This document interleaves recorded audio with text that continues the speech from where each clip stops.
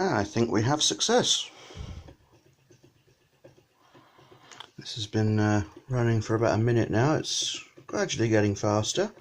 So let's see what we got here. See, the reed switch is here, and we've got the heavily glued coil here with the diode in between. Not seeing any arcing at all, so I'm guessing the diode is working.